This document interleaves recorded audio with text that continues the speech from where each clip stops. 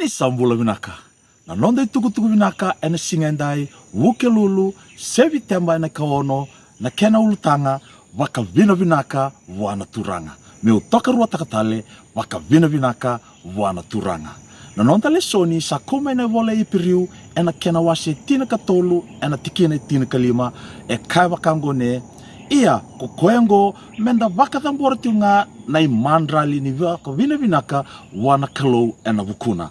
Ongori na vua ni tembe ni ngusunda ni nda tusanaka na yadhana.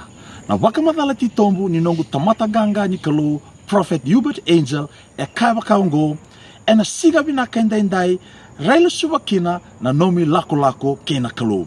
Ena wenga una ko waka sama taga kina vinaka ni turanga sa senga na ngauna ni vosa kundu. Semo waka na numa na nomu lenga ena vesinga saoti. Ia laiva manda me nomu ngauna ni waka vinaka.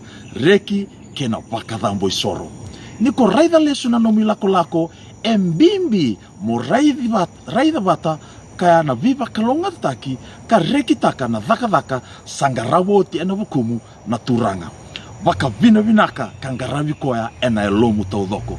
Ena vukuni nona loloma levu e alundina vivu soti kena vimaroroi me adhobo mayongo. Waka dhambo isoro kangarawi koya ndina kere vivu soti kala veta na yadhana ena waka vinaka ena nona veitumberi ena loma ni ambakiongo kina nganga. Vuavuai kina sautu. Moreki kamarau. Ongo na nomu singa ni waka vinaka. Vinaka waka levu. Na nonda waka tusa. Vinaka waka levu turanga. Jisu. Koni waka longa tatakiau waka levu. Na nongumbula e vinaka dhake e se tiko mailiu meu yanga kina matentu ena yaga tali e Jisu.